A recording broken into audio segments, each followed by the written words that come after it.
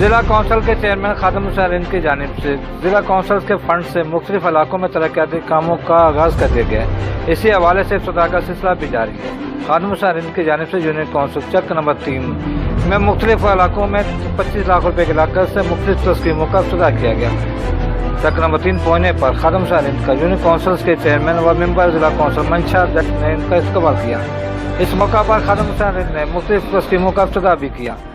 تقریب سے خطاب کرتے ہوئے خادم حسین کا کہنا تھا کہ ضلع بھر میں ترقیاتی کاموں کا سلسلہ جاری ہے، جبکہ یونٹ کونسل کے چیئرمین نے بھی خادم حسین کی جانب سے علاقے میں ترقیاتی کاموں کے آغاز کا خوشان قرار دیا۔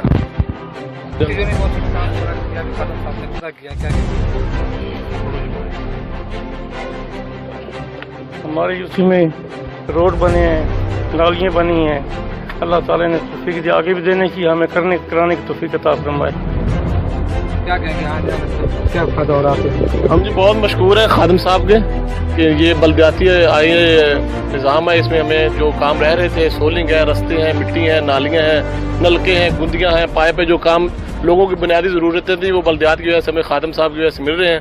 ہم ان کے انتہائی مشکور ہیں اور آگے بھی امید کرتے ہیں یہ ہمارے ساتھ ایسے ہی تعاون کریں۔ آپ دیکھ رہے ہیں، خود آپ عوام سے پوچھ رہے ہیں، یہ ہمارے چیئرمین صاحب ہیں، ڈسٹرکٹ کونسل کے ممبر صاحبان ہیں اور صبح سے نکلے ہوئے ہیں۔ آپ ہمارے ساتھ ہیں، ہم افتتاح کر رہے ہیں ڈسٹرکٹ کونسل سانگڑ کی طرف سے، پاکستان پیپلز پارٹی کی طرف سے عوام کے لیے یہ خصوصی کام ہو رہا ہے۔ انشاءاللہ ابھی ہم دوسرے NIT میں جا رہے ہیں، آج سے زیادہ آپ کام دیکھیں۔